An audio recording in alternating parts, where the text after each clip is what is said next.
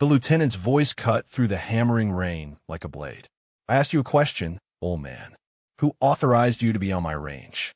Earl Raymond Vance looked up from his spot beneath the equipment shed's overhang, water dripping from the brim of his faded patrol cap on his shoulders already soaked through. The olive field jacket he wore had seen better decades, safety pins holding together what thread could no longer manage.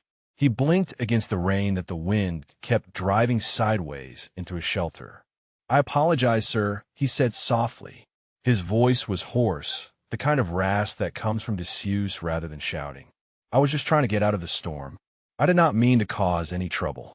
First Lieutenant Derek Kowalski stood 10 feet away, rain pelting his Gore-Tex jacket, his face twisted into an expression of disgust that had nothing to do with the weather.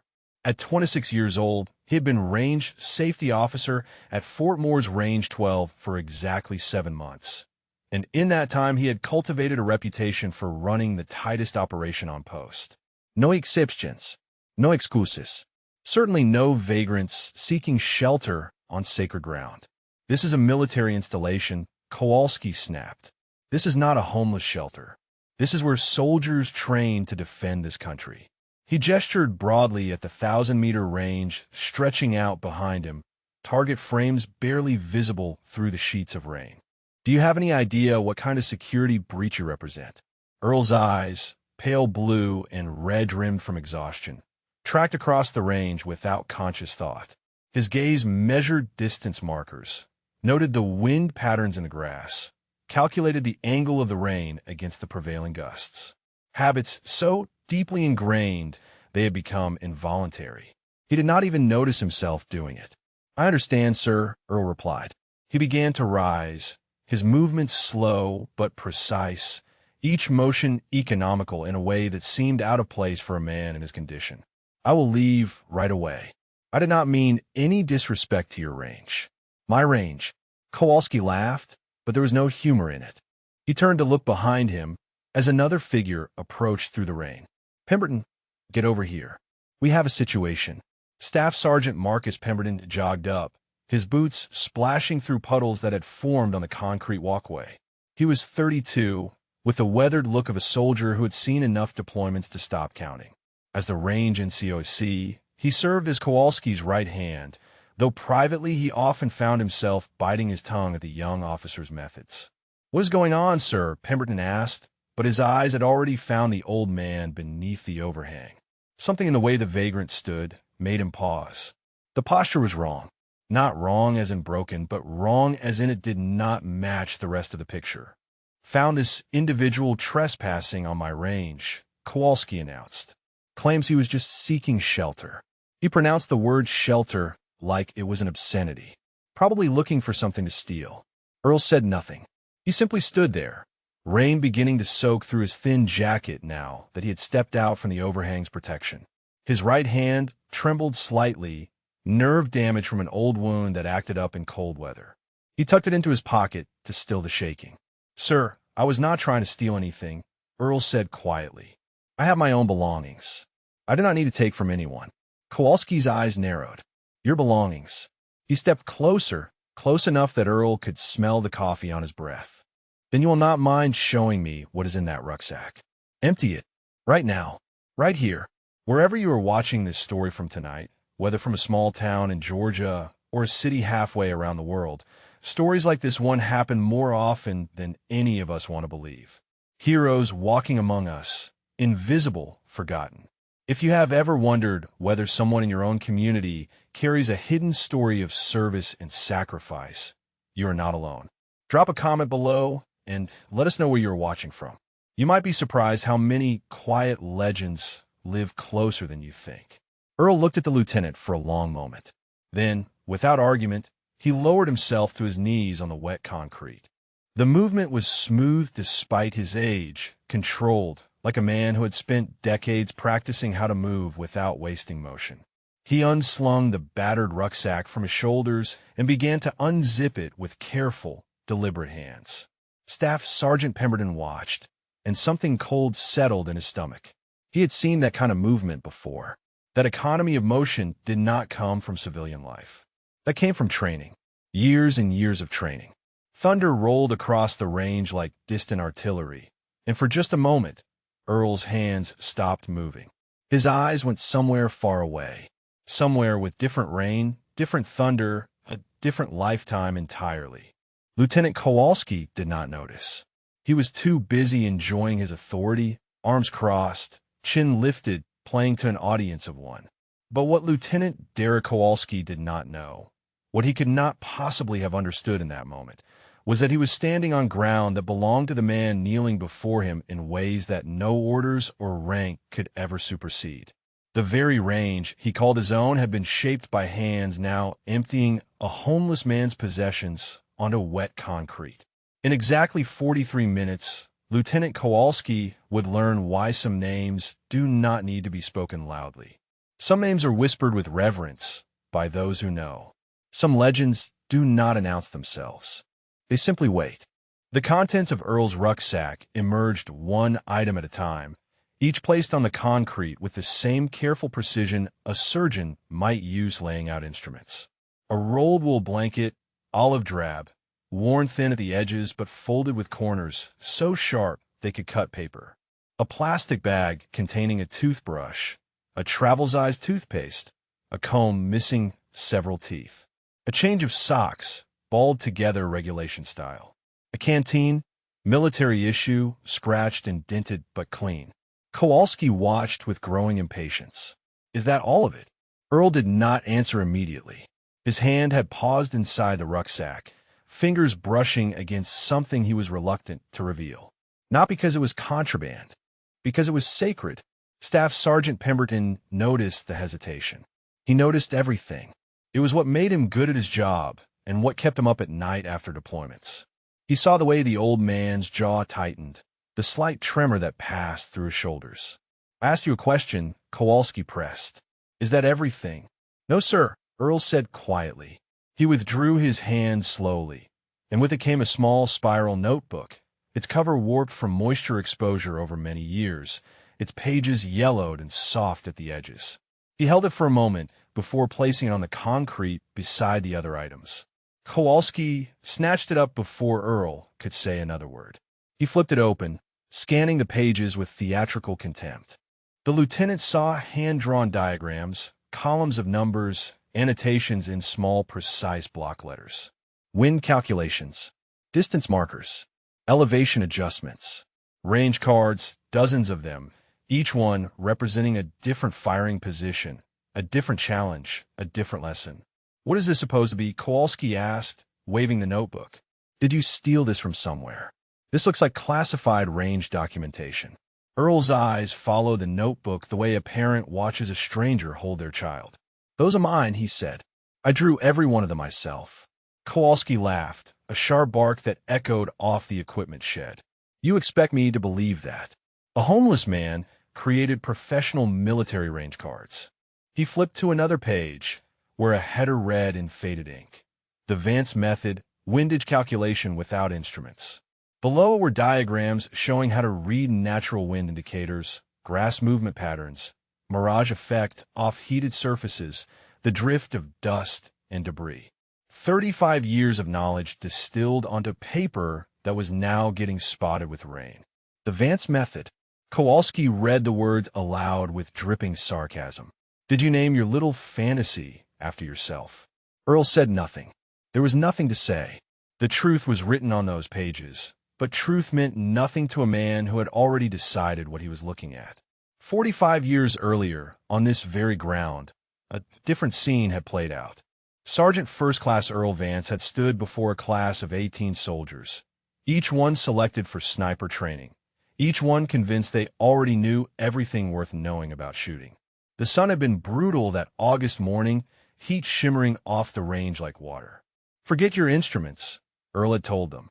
His voice carried across the firing line without effort, the voice of a man who had learned to speak clearly over gunfire. Batteristi, scopes break. The only thing you can always count on is your own observation. Watch the grass at 50 meters. Watch it at 200. Watch how the mirage bends the air. The wind is talking to you, if you learn how to listen. One of those soldiers had been a young sergeant named Constance Aldridge, fresh from her third deployment, hungry to be better than she already was. She had watched Earl demonstrate his method and thought she was witnessing something that would change how she operated forever. She had been right. The method Earl developed became standard curriculum. It was taught at Fort Benning, then at Fort Moore when the name changed. It was taught at Marine Scout Sniper School and at Special Operations Training Facilities whose names never appeared on any official document. Generations of snipers had learned to read the wind because of the man now kneeling on wet concrete, watching a 26-year-old lieutenant mock his life's work. What else? Kowalski demanded. He tossed the notebook back onto the pile of Earl's belongings, pages splaying open against the rain. What else are you hiding in there? Earl reached back into the rucksack. This time his hand emerged holding a photograph, laminated against the elements, edges worn soft from years of handling. A woman smiled out from the image, dark hair framing a face that radiated warmth even through the faded colors of an old print. She wore a white dress, standing beside a younger version of Earl in his dress uniform, a wedding cake visible behind them. "My wife," Earl said. His voice cracked on the second word. "Margaret. She passed in 2019. Kowalski's expression did not change. He was already looking past the photograph, already scanning for the next potential violation. But Pemberton saw. He saw the way Earl's thumb traced the edge of the lamination, a gesture so automatic it must have been performed 10,000 times. He saw the weight of grief that pressed down on the old man's shoulders, bowing them in a way that military bearing could not fully compensate for. "Is there anything else?" Pemberton asked, and his voice was gentler than his lieutenant's had been. Earl nodded slowly. He reached into the rucksack one final time and withdrew a small cloth bundle. When he unwrapped it, 2 sets of dog tags emerged, hanging from a single chain. One set was dull with age, but well-maintained. The other was darker, the metal stained with something that had long since dried into the stamped letters. Pemberton felt his breath catch. "What are those?" Kowalski asked, stepping closer. He squinted at the tags in the dim light. "Why do you have 2 sets?" Earl looked up at the lieutenant, and for the first time something other than quiet acceptance moved behind his eyes. It was not anger. It was something older, something that had lived in him for more than 5 decades. "One set is mine," Earl said. His voice had steadied, taken on a quality that made Pemberton's spine straighten involuntarily. "The other belonged to my spotter, Corporal James Okonkwo. He died in the Central Highlands of Vietnam on March 14th, 1971. He died saving my life, so I could complete our mission." Kowalski blinked. For a fraction of a second, something like uncertainty crossed his face. Then it was gone, replaced by the dismissive certainty that had carried him this far. "Everyone claims Vietnam," the lieutenant said. "Every homeless man has a story." He turned to Pemberton. "Get him off my range. The general's inspection convoy will be here within the hour, and I will not have some vagrant making us look unprofessional." Thunder rolled again across Range 12, and somewhere in the distance, lightning split the darkening sky. Pemberton did not move to follow the order. His eyes remained fixed on the dog tags in Earl's weathered hands, on the dark staining that discolored the second set. He had seen enough death to recognize what that staining was. Blood did not wash out of stamped metal easily. Sometimes it never washed out at all. "Staff Sergeant," Kowalski's voice sharpened. "I gave you an order." "Sir," Pemberton said slowly, "May I have a word with you privately?" Kowalski's jaw tightened. "Whatever you have to say, you can say it here. We do not have time for sidebar conversations. The general will be here in less than an hour." From across the range, movement caught Pemberton's attention. A small group of soldiers had gathered near the covered firing positions, driven there by the storm to wait out the weather before evening qualification. Among them was Private First Class Aisha Reeves, 22 years old, 3 months out of advanced individual training. She had her phone in her hand, camera pointed toward the confrontation at the equipment shed. Her grandfather had served 2 tours in Vietnam. He had come home to protests and silence. He never talked about what he saw, but sometimes she caught him staring at nothing, tears on his face. She was not going to stop recording. "Sir," Pemberton tried again, lowering his voice. "Those tags. That notebook. Something is not adding up here. What is not adding up is why this individual is still on my range, Kowalski snapped. He turned back to Earl, who had begun carefully repacking his belongings. The notebook went in first, wrapped in a plastic bag to protect it from further moisture. The photograph of Margaret followed, tucked into an interior pocket close to where it would rest against his chest. The dog tags went back around his neck, hidden beneath the collar of his threadbare jacket. You said you were an instructor? Kowalski continued, his tone making clear he believed nothing of the sort. At sniper school. Here at Benning. Fort Benning. Yes, sir, Earl replied. He did not correct the lieutenant on the name change. It would always be Benning to him.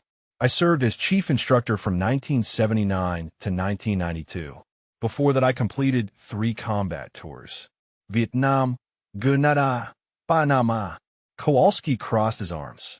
And I suppose you have documentation to prove all of this. A DD-214, perhaps.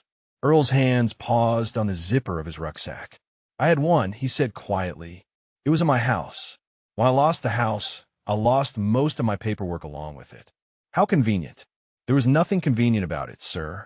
Earl's voice remained level, but something harder had crept into it, an edge that had not been there before. My wife was sick for 3 years before she passed. Cancer. The treatments cost everything we had, and then some. The VA had a backlog 18 months long for processing my disability claim. By the time they got around to looking at my case, the bank had already taken the house.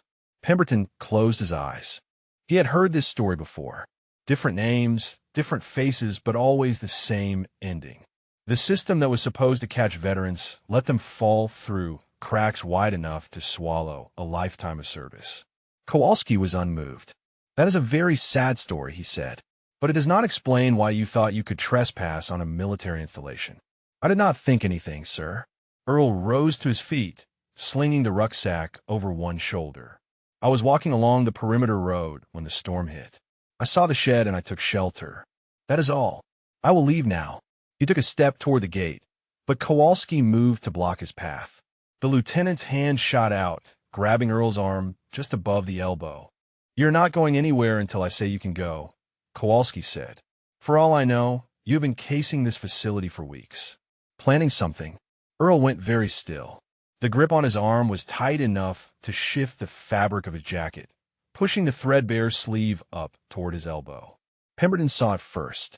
A flash of ink against pale, weathered skin. Dark lines that formed shapes too deliberate to be accidental. Sir, Pemberton said sharply. Sir, let go of him. Stay out of this, Staff Sergeant. Sir, look at his arm. Kowalski glanced down, annoyance flashing across his face. Then he saw what Pemberton had seen, and his grip loosened just slightly. The tattoo that emerged from beneath the pushed-up sleeve was not the work of any commercial parlor. The lines were uneven in places.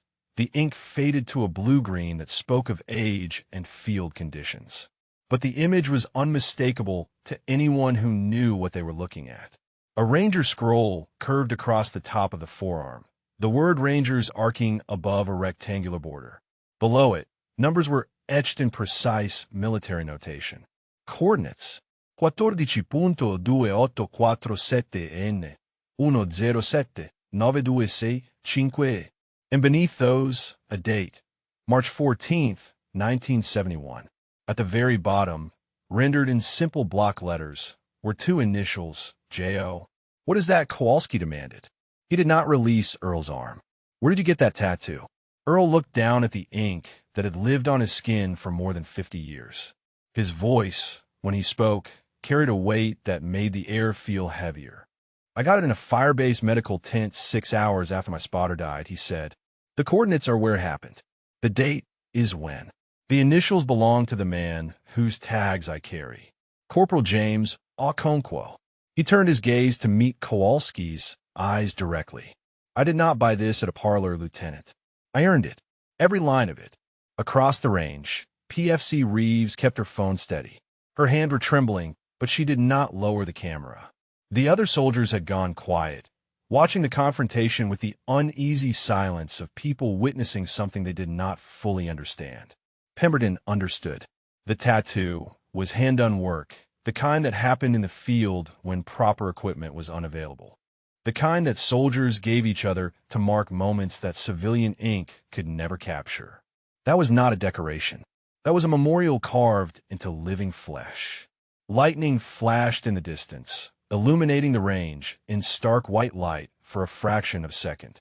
In that brief flash, Pemberton saw something he had walked past 100 times without truly looking at. The memorial plaque near the base of the range tower, bronze letters on dark stone, listing the names of those who had set records on this ground. He needed to see that plaque up close. He needed to see it right now. "Sir," he said, his voice urgent in a way it had not been before. "I need to check something at the tower." "Do not let him leave." Kowalski frowned. "What are you talking about?" But Pemberton was already moving, boots splashing through puddles as he crossed the range toward the tower.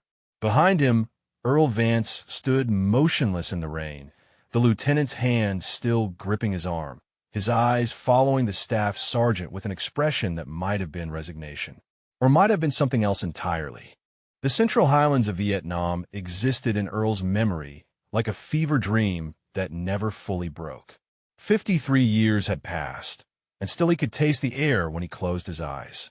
Wet earth and cordite, rotting vegetation, and the copper tang of blood. The sounds came back too, unbidden. The crack of rifle fire echoing through triple canopy jungle. The whump of mortar rounds finding their marks. And Jimmy's voice, steady as a metronome, even when everything around them was falling apart. 3 degrees left, Jimmy had whispered that morning. Wind picking up from the southeast. Maybe 4 miles per hour. Adjust elevation 2 clicks. Earl had made the adjustments without conscious thought, his hands moving with the precision of 1,000 practice sessions. They had been lying in position for 16 hours, concealed beneath vegetation on a ridge overlooking a valley trail. Intelligence said a high-value target would be moving through at dawn. A North Vietnamese colonel responsible for coordinating attacks on American fire bases throughout the region. The shot was 900 meters. Long range for the conditions, but well within Earl's capabilities. Jimmy had been spotting for him for 2 years by then. They could communicate in glances, in the slight tension of muscles, in breathing patterns that synchronized without either of them trying. Target in sight, Jimmy had breathed. Third man in column, moving left to right. Pace is steady. Earl had found him in the scope. A figure in olive drab, moving with the confident stride of a man who believed he was safe. Earl's finger had settled on the trigger, taking up the slack, feeling for the break point. That was when the world exploded. The enemy sniper team had been better concealed than they were. Earl never learned whether they had been in position first or had moved in during the night. It did not matter. What mattered was the crack of the rifle, the spray of bark from the tree 6 inches from Earl's head, and Jimmy's voice cutting through the chaos. Contact right. 2 shooters. 200 meters. They were pinned. Moving meant death. Staying meant death coming slower. Earl had rolled onto his back, scanning the tree line, trying to find the muzzle flash that would give away the enemy position. "I see them," Jimmy had said. "I see them, but you do not have a shot from here. Then we wait them out. The colonel is going to be gone in 30 seconds. We lose him, we lose everything." Earl had known what Jimmy was thinking before he said it. They had been partners long enough that words were almost unnecessary. "Do not do it," Earl had whispered. "Do not you dare." Jimmy had smiled.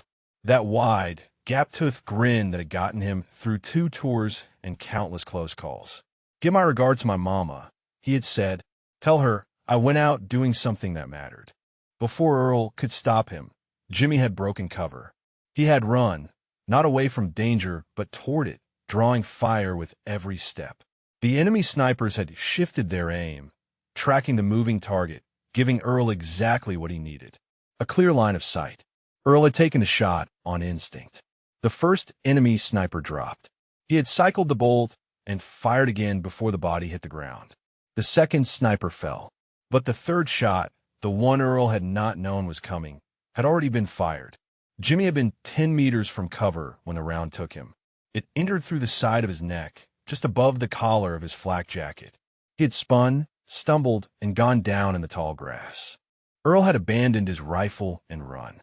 He had not thought about the colonel, the mission, the enemy reinforcements that would certainly be coming.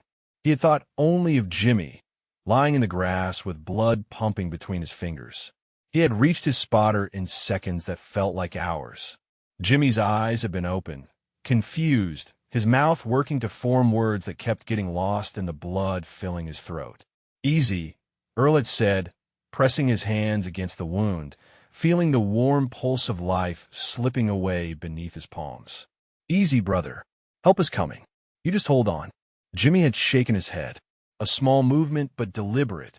His hand had found Earl's wrist, gripping with surprising strength. "Not your fault," Jimmy had managed.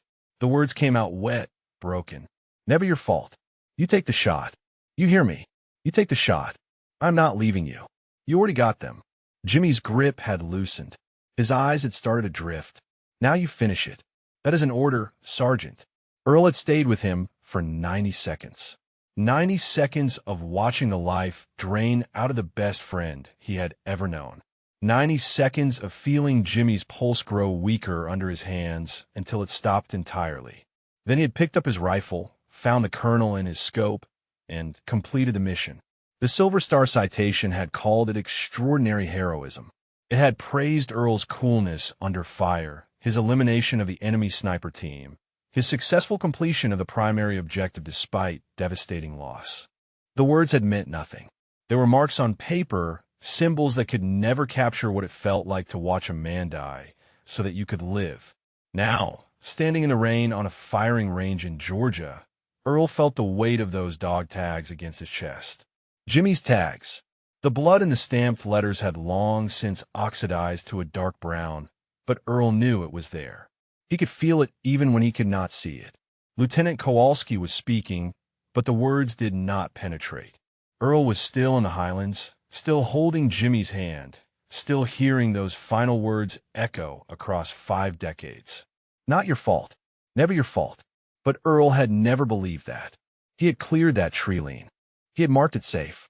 And somewhere in those shadows, he had missed the third shooter. The one who took Jimmy from him. The one he should have seen. "I asked you a question." Kowalski's voice finally broke through. "Are you even listening to me?" Earl blinked, the jungle fading, the rain returning. He looked at the young lieutenant with eyes that had seen things no training could prepare a man for. "I apologize, sir," he said quietly. "My mind was somewhere else." Kowalski's lip curled. Obviously, he tightened his grip on Earl's arm. "Now I'm going to ask you one more time. What unit did you serve with, and can anyone verify your claims?" Before Earl could answer, the sound of an engine cut through the rain. Then another, and another. 3 black SUVs emerged from the downpour, headlights cutting through the gloom, turning onto the access road that led to Range 12. Kowalski's face went pale. "The general," he breathed. "She is early." He released Earl's arm and turned toward the approaching vehicles, straightening his uniform with frantic hands. Behind him, Earl Vance stood motionless in the rain, watching the convoy approach with an expression that held no fear, no anticipation. Only the quiet exhaustion of a man who had stopped expecting anything from the world a very long time ago. The 3 black SUVs rolled to a stop near the range tower, their engines idling in the downpour. For a moment, nothing moved. Rain hammered against the vehicles' roofs, streamed down tinted windows, pooled in the gravel around their tires. Then the doors opened in near-perfect synchronization, and umbrellas snapped open against the storm. Major General Constance Aldridge emerged from the lead vehicle with the practiced ease of someone who had spent 36 years learning how to command attention without demanding it. At 58, she carried herself with an authority that had nothing to do with the 2 stars on her collar and everything to do with the lifetime of service that had earned them. Her uniform was immaculate despite the weather. Her silver hair cropped close beneath her patrol cap, her eyes already scanning the range with the sharp assessment of a woman who missed nothing. Beside her, Command Sergeant Major Theodore Birch unfolded himself from the passenger seat. He was 52, built like a man who had never stopped training even after his knees started complaining about it. His face was weathered by sun and wind and deployments to places that did not appear on tourist maps. As the senior enlisted advisor to the commanding general, he had seen enough in his career to recognize when something was wrong. Something was wrong now. His eyes found a cluster of soldiers near the covered firing positions first. They were not conducting training. They were watching something. Then his gaze tracked to the equipment shed, where a young lieutenant stood at rigid attention while an old man in a threadbare jacket stood motionless in the rain behind him. "Ma'am," Birch said quietly, "we might have a situation." General Aldridge followed his gaze. Her expression did not change, but the slight tightening around her eyes told Birch she had seen it too. Lieutenant Kowalski was already moving toward them, his boots splashing through puddles, his face arranged into an expression of professional composure that did not quite hide the panic underneath. "General Aldridge, ma'am," he said, snapping a salute that was perhaps a fraction too sharp. "Welcome to Range 12. I apologize for the weather. We have everything prepared for your inspection inside the tower." "At ease, Lieutenant." Aldridge returned the salute with the economy of motion that came from doing it 10,000 times. She did not look at the tower. Her eyes remained fixed on the figure standing alone near the equipment shed. "Who is that?" Kowalski's composure flickered. "That is an unauthorized civilian, ma'am. I discovered him trespassing on the range approximately 20 minutes ago. He was seeking shelter from the storm. I was in the process of removing him when your convoy arrived." "Removing him?" "Yes, ma'am. Standard procedure for unauthorized personnel on a restricted military installation." Aldridge studied the lieutenant for a long moment. Kowalski was young, she noted. Younger than the bars on his collar suggested he should be. West Point, probably.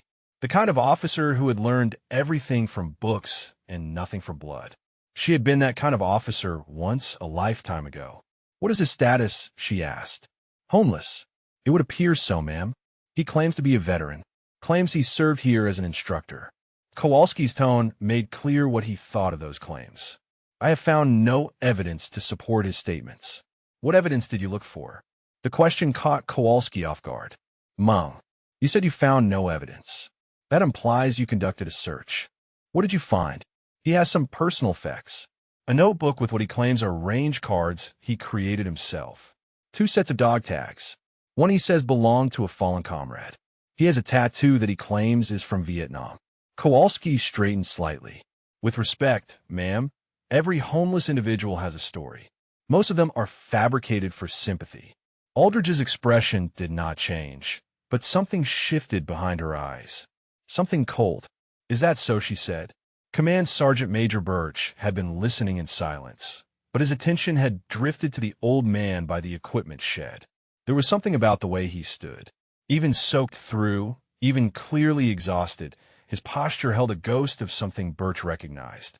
The shoulders were back despite the weight they carried. The feet were positioned in a balanced stance, ready to move in any direction. The head was up, eyes forward, watching the approaching officers without fear or anticipation. That was not the posture of a man pretending to be something he was not. That was muscle memory carved so deep it could not be erased by years of hardship. "Ma'am," Birch said quietly, "I would like to take a closer look at this situation." Aldridge nodded almost imperceptibly. "Go." Birch moved toward the equipment shed with purpose, leaving Kowalski to continue his report to the general. The young lieutenant was explaining his security protocols, his adherence to regulations, his concern for the integrity of the installation. Aldridge listened with half an ear, but her eyes kept returning to the old man in the rain. Something about him, something familiar she could not quite place. Staff Sergeant Pemberton appeared from the direction of the range tower, moving fast, his face pale. He nearly collided with Birch as their paths crossed. "Sergeant Major," Pemberton said, slightly out of breath. "I need to speak with the general. Right now." "What is going on, Staff Sergeant?" Pemberton's eyes cut to the old man, then back to Birch. "The plaque," he said. "The memorial plaque by the tower. I looked at it. I looked at the names. And—" Pemberton swallowed hard. "His name is on it, Sergeant Major. 3 times. The records for longest confirmed shot, highest qualification score, and most students graduated to operational status. All 3 records still stand. They have stood for 35 years. Birch felt the hair rise on the back of his neck. What name? Pemberton told him. For a moment, the command sergeant major did not move. The rain continued to fall, soaking through his uniform, running down his face like tears he was not shedding. His mind raced back through decades of service, through stories passed down from instructor to student, through legends whispered in sniper hides and training facilities around the world. The Vance method, a technique so effective it had become doctrine, a name so respected it was spoken with reverence by men who had never met its creator, a legacy so profound that every graduate of Army Sniper School for the past 4 decades had learned to shoot using principles developed by a single master instructor. A man who had apparently been living on the streets while his methods trained the finest marksmen in the world. Birch turned to look at the old man, standing alone in the rain. Earl Vance looked back at him with eyes that expected nothing. "Dear God," Birch breathed. Then he strode toward General Aldridge with the urgency of a man who had just witnessed something he could not explain and could not ignore. Birch reached the general in 4 strides, his boots throwing up water with each step. He did not wait for Kowalski to finish speaking. He simply stepped between the lieutenant and his commanding officer with the authority of a man who had earned the right to interrupt. "Ma'am," he said, his voice low but urgent, "we need to stop what is happening here." Kowalski's face flushed with indignation. "Sergeant Major, I was briefing the general on a security matter." Birch did not look at him. His eyes remained fixed on Aldridge, communicating something that words could not fully convey. The general studied her senior enlisted advisor for a long moment. In 30 years of service together across multiple commands, she had learned to read Theodore Birch like a book written in a language only they shared. What she saw in his face now made her stomach tighten. "Lieutenant," she said without breaking eye contact with Birch, "secure your personnel and stand by." "Ma'am, the civilian needs to be removed before he—" "That was not a request, Lieutenant." Aldridge's voice carried the quiet authority of someone who did not need to raise it. "Secure your personnel. Stand by. Do not approach that man again until I give you further orders.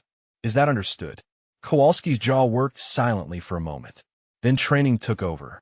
"Yes, ma'am," he said, and moved away toward the covered firing positions where his soldiers waited.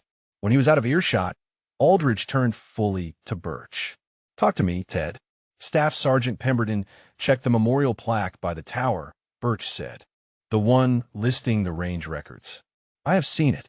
It has been there since before I took command. There is a name on it, ma'am. 3 records, all held by the same individual. Longest confirmed shot on range 12. Highest qualification score ever recorded. Most students graduated to operational sniper status." Birch paused. "Those records have stood for 35 years. They have never been broken." Aldridge frowned. "I am aware. The marksmanship instructors reference them in every class. They use them as the standard to aspire to." She stopped. Her eyes widened slightly. "What name, Ted?" Birch told her. The rain continued to fall. Thunder rolled across the range like the echo of distant artillery. General Constance Aldridge stood motionless, her mind racing backward through time to a summer morning 33 years ago. She had been Sergeant Aldridge then, 25 years old, 3 deployments under her belt, convinced she was already the best shooter in her unit. Sniper school had been intended to confirm what she already believed about herself. Instead, it had broken her down and rebuilt her from the foundations up. The instructor who had done the breaking was a weathered master sergeant with pale blue eyes and hands that never trembled. He had watched her miss her first 3 shots at 800 meters and had said nothing. When she finally found him after the training day, frustrated and embarrassed, he had not offered excuses or consolation. "You were aiming," he had said. "Stop aiming and start seeing." She had not understood. Not then. "Come with me," he had said, and led her to a hilltop overlooking the range at sunset. For 2 hours, he had taught her to read the wind without instruments, to watch the grass and the mirage and the drift of dust, to feel the air rather than measure it, to trust her instincts rather than fight them. By the end of the week, she had qualified expert. By the end of the course, she had graduated top of her class. She still carried the range card he had drawn for her that evening. Laminated and worn, it lived in her left breast pocket, over her heart. She had carried it through every deployment, every command, every moment when she needed to remember that excellence was not given but earned. "The Vance method," she said softly. "Yes, ma'am." She looked toward the equipment shed, toward the old man, standing alone in the rain. He had not moved, had not tried to flee or approach. He simply stood there, shoulders back despite the weight of years and hardship, watching them with eyes that expected nothing because he had stopped hoping for anything a long time ago. "That is him," she said. It was not a question. "Pemberton says the name matches. The records match. And ma'am," Birch hesitated, "I saw his tattoo from across the range. Ranger scroll. Coordinates. A date from 1971. That is not something you buy at a parlor. That is field work. That is real." Aldridge began walking toward the equipment shed. Birch fell in a step beside her, matching her pace, saying nothing more. Some moments did not require commentary. Kowalski saw them approaching and moved to intercept. "Ma'am, I really must advise against direct contact with this individual. We have not verified his identity, and he could pose a security risk." Aldridge stopped. She turned to face the lieutenant, and something in her expression made him take an involuntary step backward. "Lieutenant Kowalski," she said, her voice carrying clearly despite the rain. "That man trained me." She let the words hang in the air for a moment. 33 years ago, on this very range, Master Sergeant Earl Vance taught me everything I know about marksmanship. His methods are still taught in every sniper course in the United States Army. His records still stand on that plaque you walk past every single day without bothering to read. Kowalski's face had gone the color of old paper. "Ma'am, I did not." "No, you did not." Aldridge cut him off. "You did not know because you did not ask. You did not look. You saw a homeless man, and you decided what he was before you knew anything about who he was."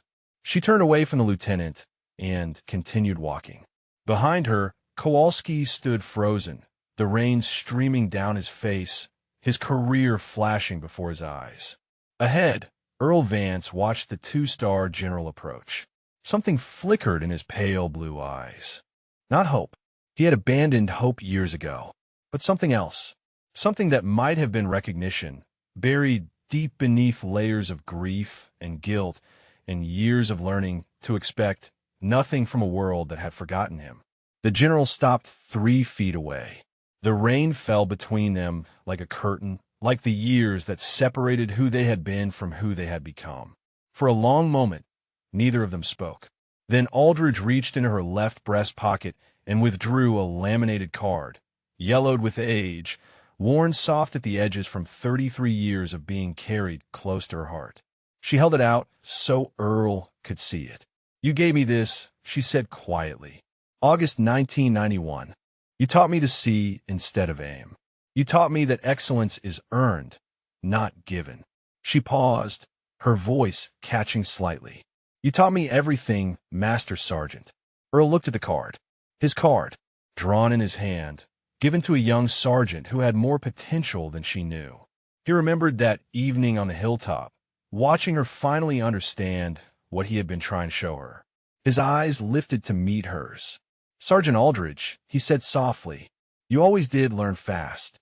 The rain seemed to soften around them, as if even the storm recognized that something sacred was unfolding on that patch of concrete beside the equipment shed.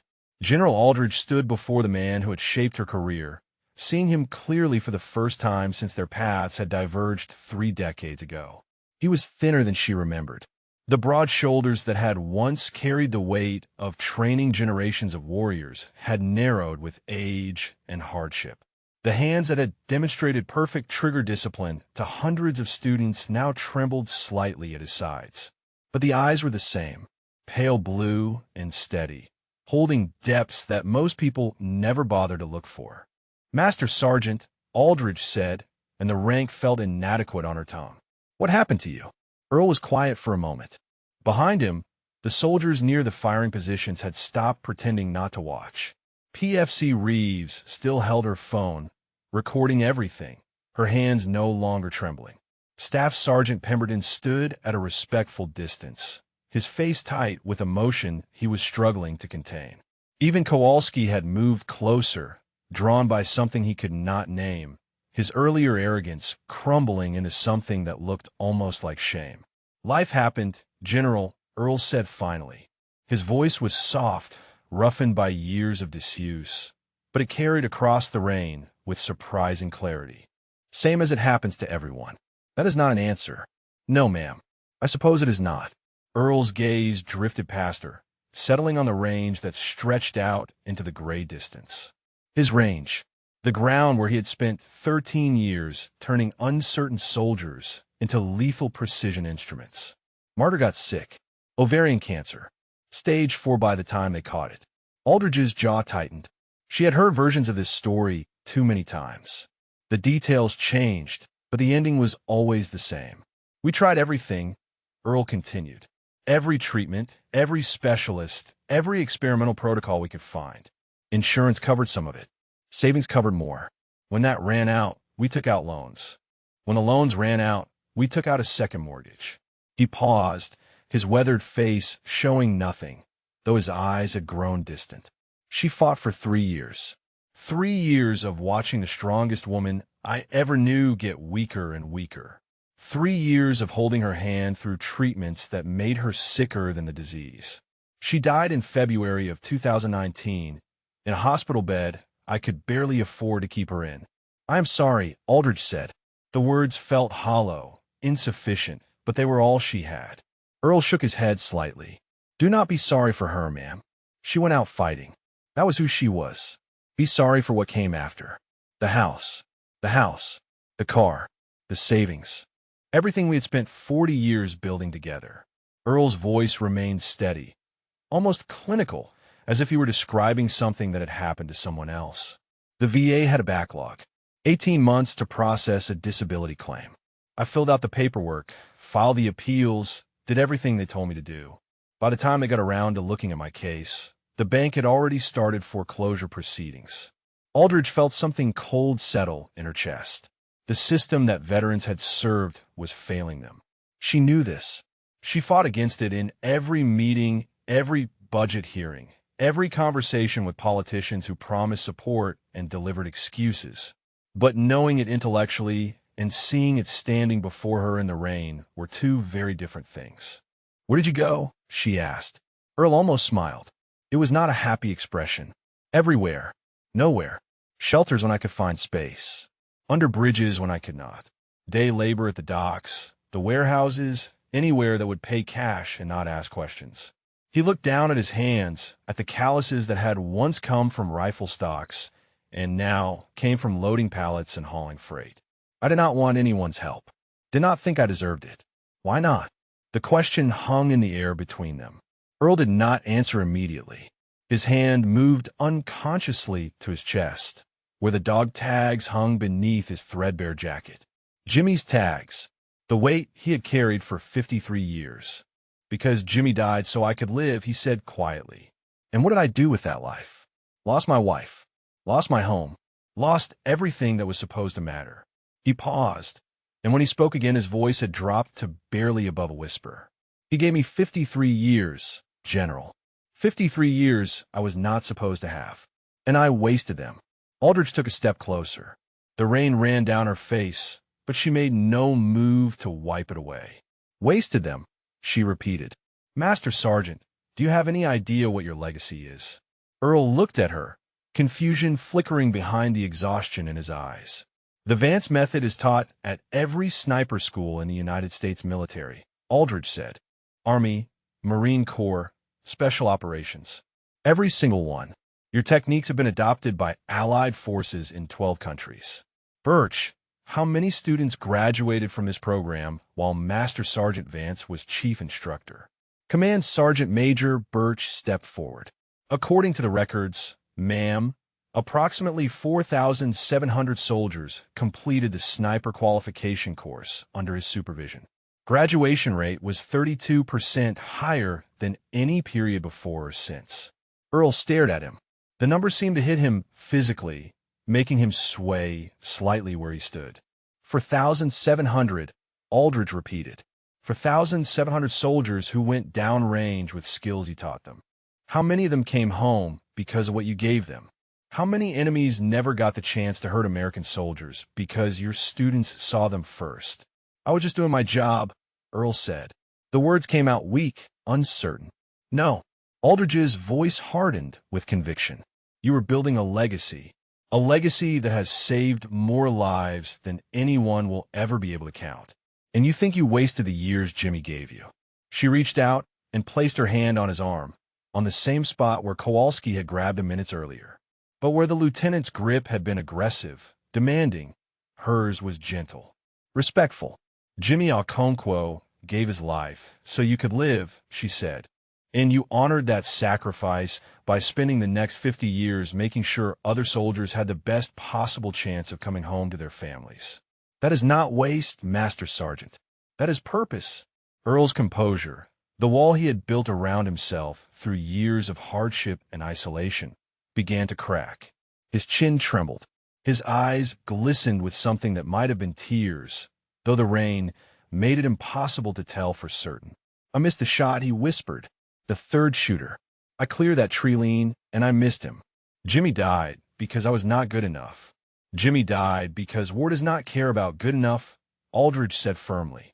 Jimmy died because he chose to save his partner. He made that choice, not you. And he would be ashamed to see you punishing yourself for living when he wanted you to live. The words struck Earl like physical blows. He had told himself the opposite for 53 years, had repeated it like a mantra, like a penance, like a prayer he did not believe would ever be answered. Now a two-star general was standing in the rain telling him he was wrong. And somewhere deep inside, in a place he had thought was dead, something stirred. The moment stretched between them, fragile as glass, heavy as lead. Earl stood in the rain with 53 years of guilt pressing down on his shoulders. And for the first time since Jimmy died, someone was telling him to set it down. He did not know if he could. General Aldrich seemed to sense his struggle. She did not push, did not demand. She simply stood there, her hand still resting on his arm, giving him the space to find his own way through the wreckage of decades. Behind them, the soldiers who had gathered near the firing positions stood in silence. PFC Reeves had lowered her phone, no longer recording, simply watching. Staff Sergeant Pemberton had removed his patrol cap despite the rain, holding it against his chest in an unconscious gesture of respect. Even the thunder had quieted, the storm moving east, leaving behind a steady drizzle that felt almost gentle compared to the downpour that had preceded it. Lieutenant Kowalski stood apart from the others. His face had gone through several transformations in the past few minutes, cycling from confusion to disbelief to something that looked increasingly like horror. The old man he had dragged through the mud, the vagrant he had mocked and dismissed, was not just a veteran. He was a legend, a living piece of military history that Kowalski had treated like garbage. His career was over. He knew that with absolute certainty. But standing there watching General Aldrich speak with Master Sergeant Vance, Kowalski realized that his career was not the thing he should be worried about. Something far more important had been damaged today, and it had nothing to do with promotions or efficiency reports. He had failed a brother in arms. He had looked at a man who had given everything and seen nothing but a burden to be removed. Command Sergeant Major Birch appeared at his elbow, moving with the quiet efficiency of a senior NCO who had spent decades learning when to speak and when to simply be present. "Lieutenant," Birch said, his voice low enough that only Kowalski could hear, "you're going to want to watch what happens next, and you're going to want to remember it for the rest of your career." Kowalski swallowed hard. "Sergeant Major, I did not know." "No, you did not."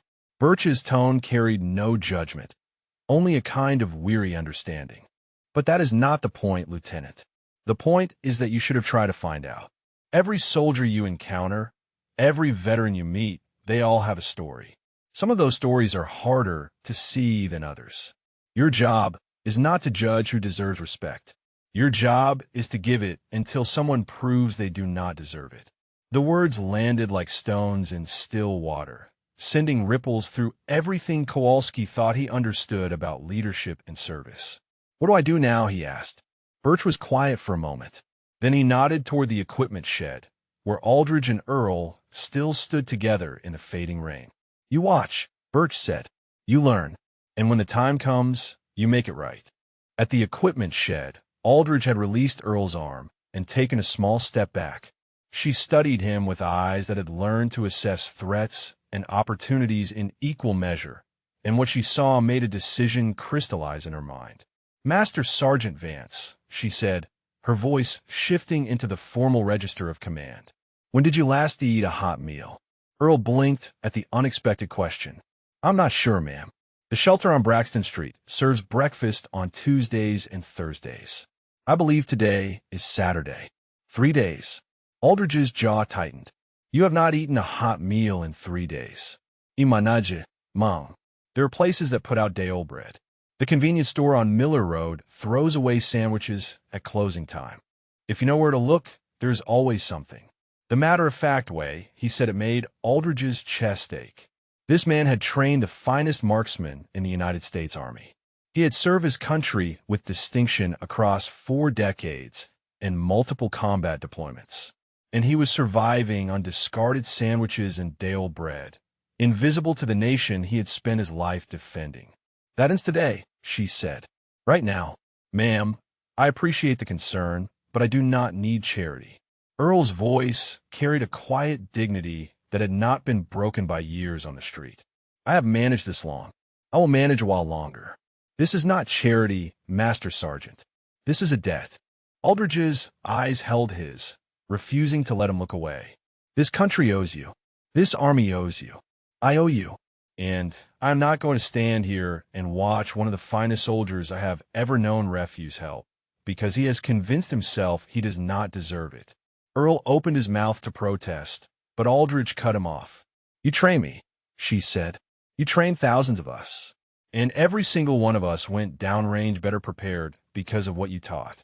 How many lives were saved because your students knew how to see instead of aim?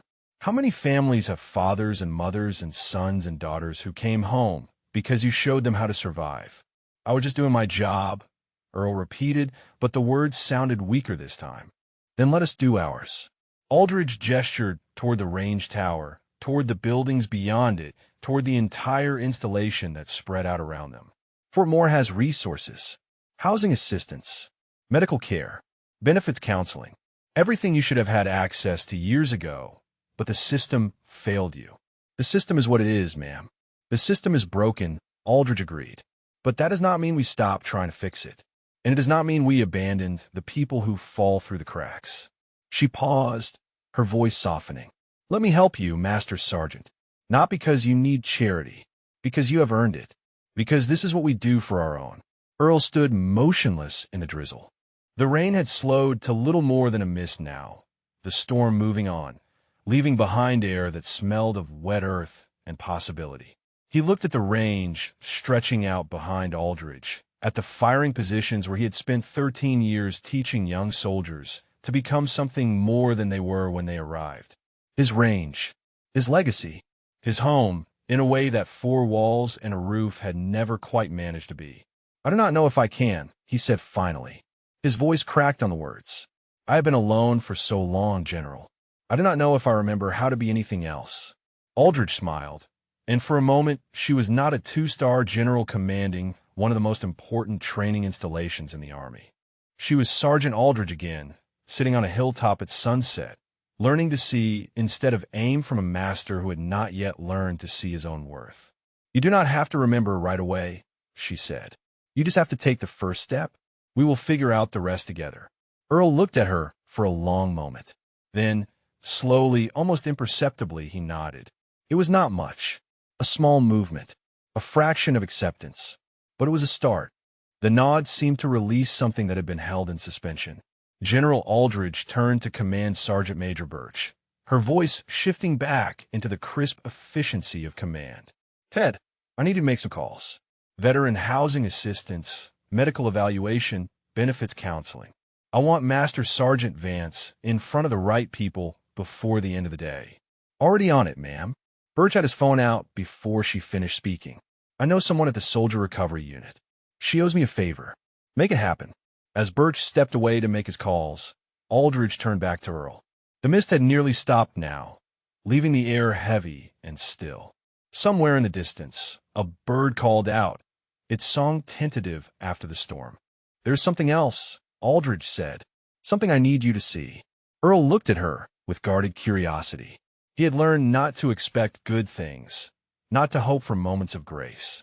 But something in her expression made him follow when she began walking toward the range tower. Staff Sergeant Pemberton fell into step beside them, maintaining a respectful distance. The other soldiers parted as they approached, creating a corridor of silent witnesses. PFC Reeves had put her phone away entirely now, standing at attention as the general passed. "At ease," Aldridge said without breaking stride. "All of you." The tower loomed ahead, 3 stories of observation platforms and range control equipment. Earl had spent countless hours in that tower, watching students through spotting scopes, tracking their progress, identifying the moments when understanding finally clicked into place. The building had changed over the years, modernized with new technology and fresh paint, but its bones were the same. Aldridge stopped at the base of the tower, near a bronze plaque mounted on a granite pedestal. The plaque was weathered but well-maintained, its letters still sharp and clear despite decades of Georgia weather. Earl knew the plaque existed. He had been present when it was installed, back when the idea of his records standing for more than a few years seemed laughable. There was always someone better coming up through the ranks, always a young soldier with steadier hands and sharper eyes ready to surpass what had come before. "Read it," Aldridge said. Earl stepped closer. The bronze gleamed dully in the gray light, raindrops still clinging to its surface like tears. "Range 12 Marksmanship Excellence," the header proclaimed. Below it, 3 categories were listed with names and dates. Longest confirmed shot, 1,247 meters. MSG Earl R. Vance, 1983. Highest qualification score, 498 of 500. MSG Earl R. Vance, 1987. Most students graduated to operational status, 847. MSG Earl R. Vance, 1979-1992. Earl stared at the words.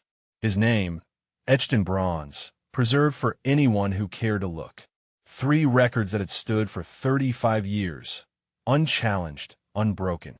He had not known they still stood, had not thought about them in years, lost as he was in the daily struggle of survival. The man who had set those records felt like a stranger, someone from a different lifetime, a different world. "No one has come close," Aldridge said quietly. She stood beside him, looking at the plaque with something like reverence. "We have had some exceptional shooters come through this program. Olympic-level talent. Special operations candidates who could thread a needle at 800 meters. None of them have touched your records." Earl said nothing. His throat had tightened, making speech impossible. "Do you know what the instructors tell students about this plaque?" Aldridge continued. "They tell them about the Vance method. They tell them about a master sergeant who could read the wind like other people read books. They tell them that if they want to be the best, they need to study what you taught." She paused.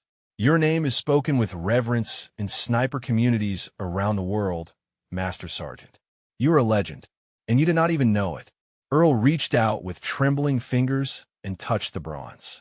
His name, his legacy, proof that he had existed, that he had mattered, that the years he had given to this range had meant something. "I thought everyone forgot," he whispered. "No one forgot." Aldridge's voice was firm. "The system failed you. The bureaucracy lost you in paperwork and backlogs. But the soldiers who came through this program, the ones who learned your methods and carried them downrange, they remember. They will always remember." Behind them, the soldiers who had gathered stood in silence. Pemberton had removed his patrol cap again, holding it over his heart. Reeves had tears streaming down her face, making no effort to wipe them away. Even Kowalski stood motionless, his earlier arrogance completely stripped away, replaced by something that looked like grief. Birch returned, phone still in hand. "Ma'am, I have a room secured at the Warrior Transition Barracks. Medical evaluation scheduled for 0800 tomorrow." Benefits counselor will meet with Master Sergeant Vance on Monday morning. Good, Aldridge said. She looked at Earl, who was still staring at the plaque with his fingers pressed against the bronze. Master Sergeant, did you hear that? We have a place for you to stay tonight. A real bed. Hot food. People who can help you navigate the system that should have been there for you all along. Earl turned slowly. His eyes were wet, though whether from the remnants of rain or something else was impossible to tell. I do not understand, he said. His voice was hoarse, barely above a whisper. Why are you doing all of this? I'm just an old man who wandered onto your range. No.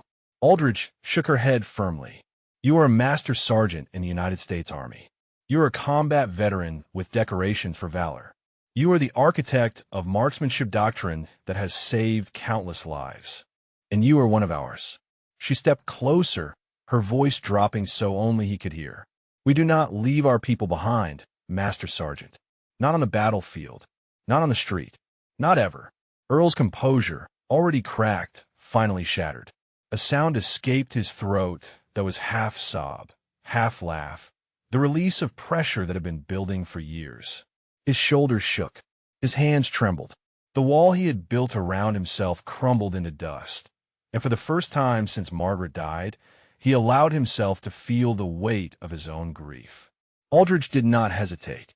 She stepped forward and wrapped her arms around the old soldier, holding him steady as the storm inside him finally broke. Around them, the witnesses stood in respectful silence. Some removed their covers. Others came to attention. One by one, hands rose in salute, not to the rank, but to the man. It was not protocol. It was not regulation. It was simply right. The embrace lasted only a moment, but in that moment something fundamental shifted. Earl Vance had spent 5 years convincing himself that he was invisible, that the world had moved on without him, that the man he had once been had died along with Margaret in that hospital room. Now a 2-star general was holding him steady while soldiers saluted, and the legacy he thought was forgotten stared back at him for bronze. When Aldridge finally stepped back, Earl's face was wet with more than rain. He wiped at his eyes with the back of his hand, a gesture that seemed almost embarrassed, as if showing emotion was a failure of discipline. I apologize, ma'am, he said. His voice was rough, unsteady. That was unprofessional. Aldridge shook her head. That was human, Master Sergeant. There is nothing to apologize for. She turned to address the gathered soldiers, her voice carrying across the range with the effortless projection of someone who had spent decades learning to command attention. What you have witnessed here today stays here, she said, not because it is shameful, but because it is sacred. Master Sergeant Vance served this nation with distinction for over 3 decades. He trained thousands of soldiers, many of whom went on to serve in combat, many of whom came home because of what he taught them. And when he needed help, the system that should have supported him failed. She paused, letting the words sink in. That failure ends today. But more importantly, I want every one of you to remember this moment. Remember what assumptions cost. Remember that every veteran you encounter, every person in uniform or out of it, carries a story you cannot see. Your job is not to judge. Your job is to serve. The soldiers stood in silence, absorbing the lesson. Pemberton had not moved from his position of attention, his patrol cap still pressed against his chest. Reeves had finally wiped her face, but her eyes remained fixed on Earl with an expression of profound respect. Kowalski stood apart from the others, his face a mask of conflicting emotions. The lieutenant who had dragged a homeless man through the mud an hour ago no longer existed.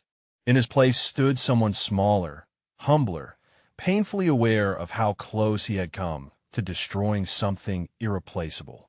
Lieutenant Kowalski, Aldridge said. Kowalski snapped to attention so fast his boots clicked. Yes, ma'am. Front and center. The walk from the edge of the group to where Aldridge stood with Earl seemed to take forever. Kowalski felt every eye on him, felt the weight of judgment from soldiers who had watched him mock and dismiss a living legend. When he finally stopped in front of the general, he had to force himself to meet her eyes. Ma'am, he said. His voice cracked slightly. I have no excuse for my conduct. No, Aldridge agreed. You do not. The words hung in the air, sharp as a blade. I assumed, Kowalski continued. I saw what I expected to see, and I did not look any further. I failed to extend basic human dignity to a fellow soldier. I failed to uphold the values I swore to defend. He swallowed hard. I failed. Aldrich studied him for a long moment. The silence stretched until it became almost unbearable. Yes, she said finally. You did. Kowalski's shoulders sagged imperceptibly. But failure is not the end, Lieutenant. Failure is a teacher, if you let it be. Aldrich glanced at Earl, then back at the young officer. The question is what you do with the lesson. Earl had been watching the exchange in silence. The anger he might have felt toward Kowalski had faded somewhere in the past hour, replaced by a bone-deep exhaustion and something that might have been understanding. He had been young once. He had made assumptions once. The difference between a good soldier and a great one was not the absence of mistakes, but the willingness to learn from them. Lieutenant, Earl said. Kowalski turned to face him, bracing for condemnation. How long have you been range safety officer here? 7 months, Master Sergeant. Earl nodded slowly. Have you ever fired the 1,000-meter course yourself? Kowalski hesitated. I qualified at 800 meters during Officer Basic, Master Sergeant. I have not had the opportunity to attempt the full distance. That is not what I asked. Earl's voice had shifted, taking on a quality that Aldrich recognized immediately. It was the voice of an instructor, calm and probing, designed to make the student think rather than simply respond. I asked if you had fired it. Qualification is a score. Firing is an experience. They are not the same thing. No, Master Sergeant, I have not fired it. Earl looked out at the range, at the target frames barely visible in the distance, at the ground he knew better than he knew his own reflection. 1,000 meters is a long way, he said. At that distance, everything matters. The wind, the humidity, the temperature, the angle of the sun. A breath taken at the wrong moment can send you around 3 feet off target. He paused. But the hardest part is not the technical skill. The hardest part is seeing clearly, seeing the target, seeing the environment, seeing yourself. Most people look without seeing. They aim without understanding. Kowalski listened in silence, recognizing that something important was being offered. You looked at me today and you saw a homeless man, Earl continued. You saw dirty clothes and a worn rucksack and an old face that did not match your expectations. You aimed your judgment without understanding what you were looking at. He met Kowalski's eyes directly. That is the same mistake that gets soldiers killed at 1,000 meters. Assumptions, expectations, seeing what you expect instead of what is actually there. I understand, Master Sergeant. Do you? Earl's voice was not accusatory, merely curious. Understanding is not the same as knowing. You can know something in your head and still not understand in your bones. Real understanding takes time. It takes practice. It takes humility. He fell silent, and for a moment no one spoke. The mist had stopped entirely now, leaving the air clean and sharp. Somewhere in the distance, the sun was beginning to break through the clouds, sending shafts of golden light across the range. Lieutenant, Aldrich said, I'm not going to end your career over this. You made a serious error in judgment, and there will be consequences. But I'm also not going to waste the lesson. She glanced at Earl. Master Sergeant Vance has agreed to accept our help. Part of that help is going to include time on this range, reconnecting with the community he helped build. When that happens, you're going to be here. You're going to listen. You're going to learn. And you're going to become the kind of officer who sees clearly instead of aiming blindly. Is that understood? Kowalski's throat worked for a moment before he could respond. Yes, ma'am. He turned to Earl and came to attention, rendering a salute that was crisp and precise and utterly sincere. Master Sergeant Vance, it will be an honor. Earl looked at the young lieutenant, at the rigid posture and the steady hand and the eyes that held genuine remorse. He saw himself 40 years ago, making mistakes, learning hard lessons, becoming something better through the painful process of growth. Slowly, he raised his own hand and returned the salute. The honor is mine, Lieutenant. The sun continued its slow emergence from behind the storm clouds, painting the range in shades of gold and amber that seemed almost too beautiful for the weight of what had transpired. Earl stood by the memorial plaque, his hands still resting on the bronze, feeling the raised letters of his own name beneath his fingertips. The soldiers began to disperse slowly, returning to duties that had been suspended during the confrontation. But something had changed in the way they moved, the way they carried themselves. They walked with a different awareness now, glancing at each other with eyes that seemed to see more deeply than before. PFC Reeves approached Earl hesitantly, her boots scuffing against the wet concrete.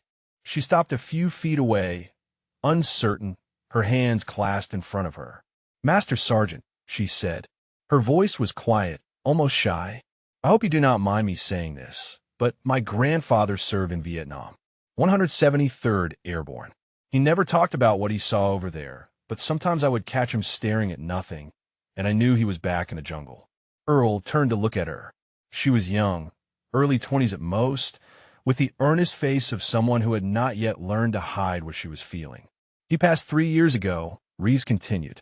"But before he died, he told me something. He said the hardest part was not the war. The hardest part was coming home and realizing that nobody understood. Nobody could see what he carried." She paused, gathering courage. "I think I see it now," she said. "Not all of it. I know I cannot understand what you went through, what any of you went through, but I see that it is there. And I wanted you to know that it matters. What you did matters. What you taught matters." She blinked rapidly, fighting back tears. "My grandfather would have been proud to know someone like you." Earl was silent for a moment. Then he reached out and placed his weathered hand on her shoulder. "Your grandfather sounds like a good man," he said. 173rd Airborne was in some of the heaviest fighting of the war. If he made it home, he was tougher than most. "He was the toughest person I ever knew," Reeves said. "Until today." Earl almost smiled.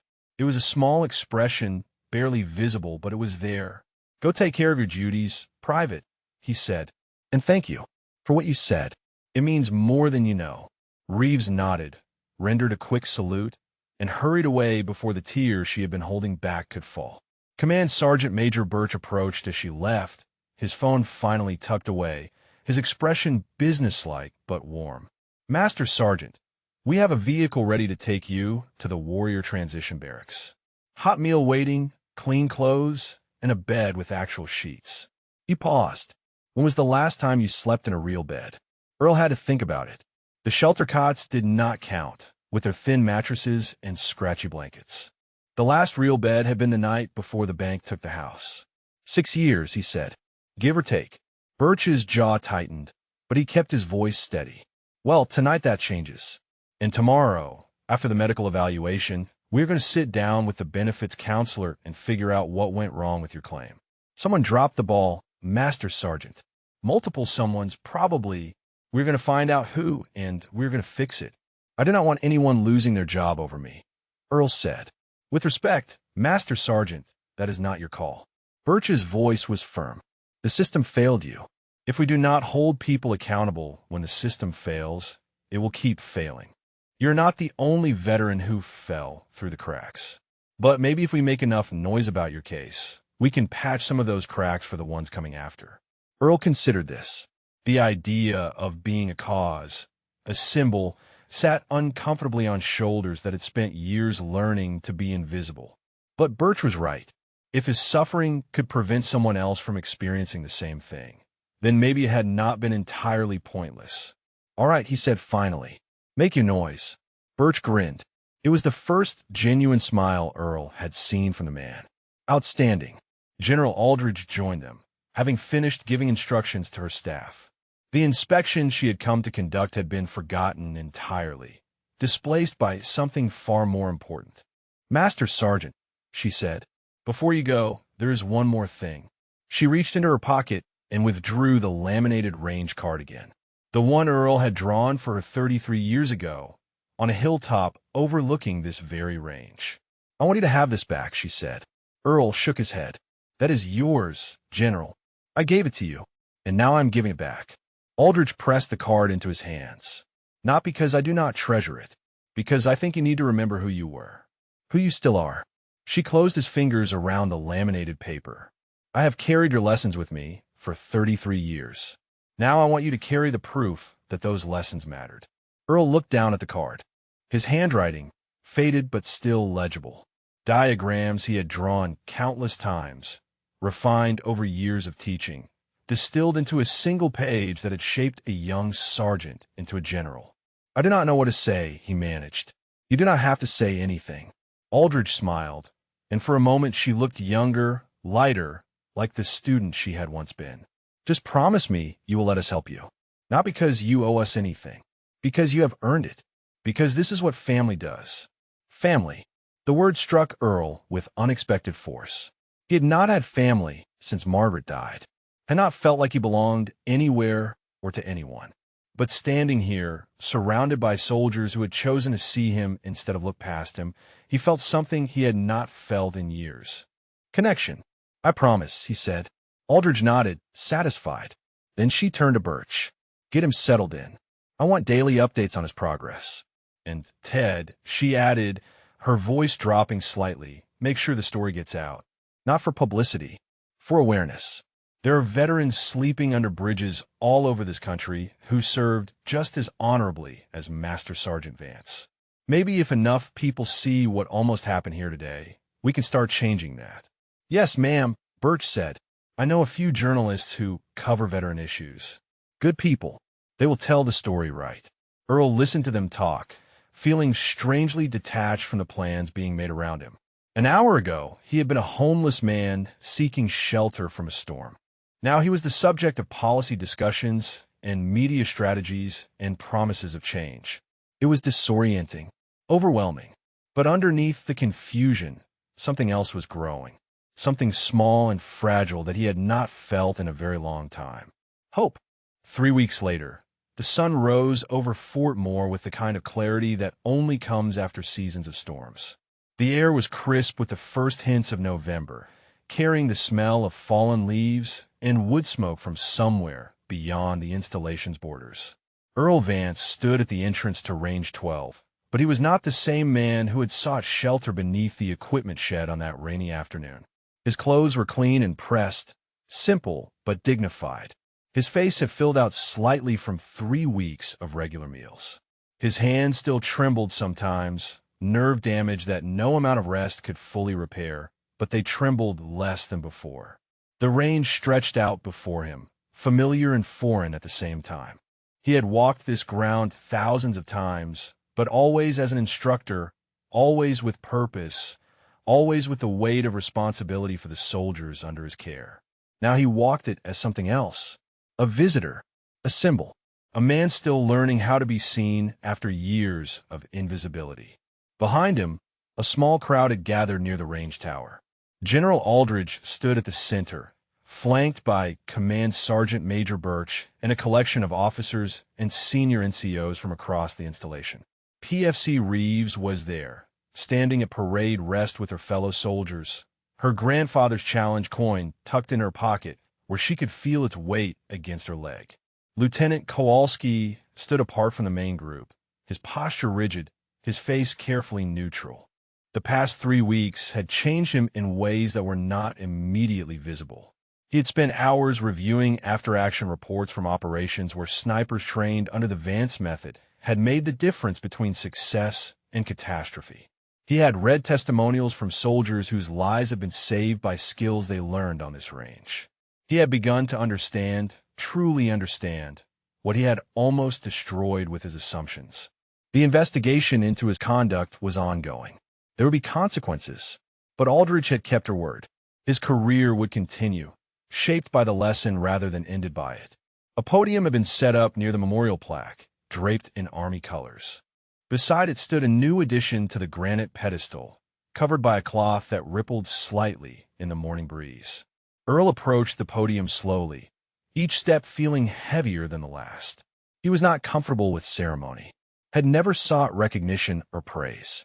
But Aldridge had asked him to speak, and he had found that he could not refuse her. The crowd fell silent as he reached the podium. Somewhere a bird sang, its voice carrying across the range like a benediction. Earl cleared his throat. His voice, when he spoke, was stronger than it had been 3 weeks ago, steadied by rest and food and the simple knowledge that someone was listening. "I spent 13 years on this range," he began. 13 years teaching soldiers how to shoot. How to see. How to survive.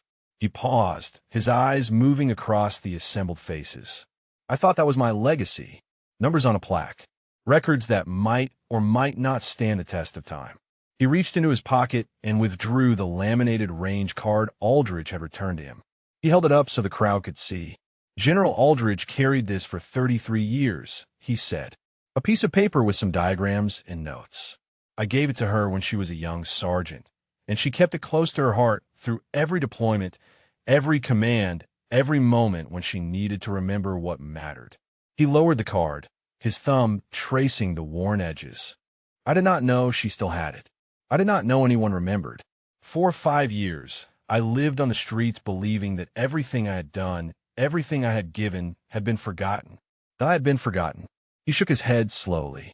I was wrong. His gaze found Kowalski in the crowd. 3 weeks ago, a young lieutenant found a homeless man on his range and saw a threat. A nuisance. Something to be removed. Earl paused. He was not wrong to be cautious. He was not wrong to protect his soldiers and his installation. But he made a mistake that I have seen too many people make. He looked without seeing. He aimed without understanding. Kowalski's jaw tightened, but he did not look away. I'm not here to condemn him, Earl continued. I am here to thank him, because what happened that day forced me to stop hiding, forced me to accept help I had convinced myself I did not deserve, forced me to see that the legacy I thought was lost had been carried forward by people I never knew were carrying it. He turned to face the covered addition to the memorial. Corporal James Okonkwo died on March 14, 1971, in the Central Highlands of Vietnam, Earl said. His voice dropped, becoming rougher, more intimate. He was my spotter, my partner, my brother. He gave his life so that I could complete our mission, and I have carried his memory every day since. He reached up and touched the dog tag beneath his shirt. For 53 years, I believed I failed him, believed that his death was my fault, that I should have seen the shooter I missed, that I should have been faster, better, more. Earl's voice cracked slightly. I was wrong about that, too. He pulled the cloth from the new addition to the memorial.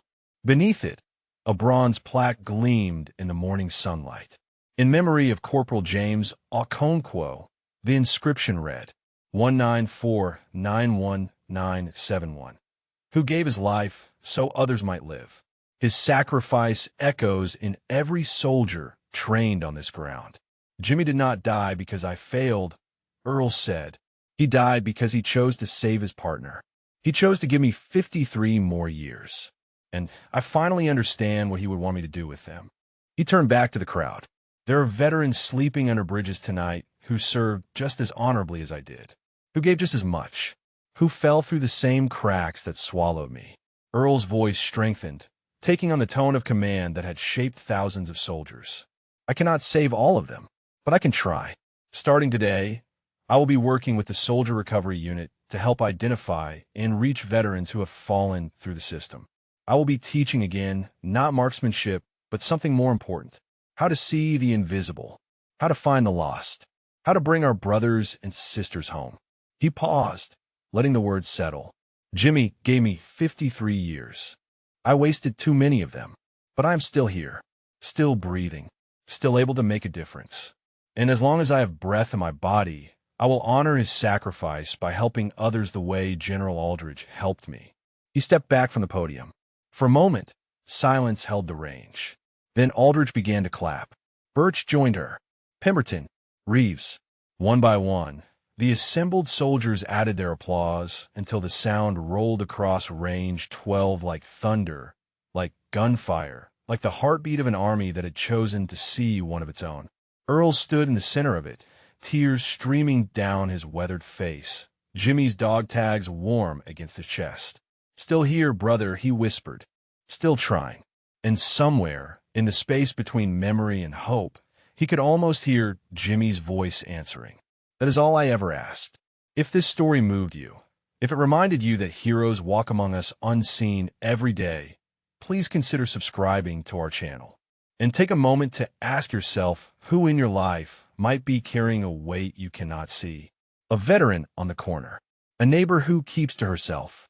A stranger whose eyes hold depths you have never thought to look for. Sometimes the greatest act of courage is not charging into battle. Sometimes it is simply choosing to see. Thank you for watching. And remember, every person you pass on the street has a story. Some of them might just be legendary.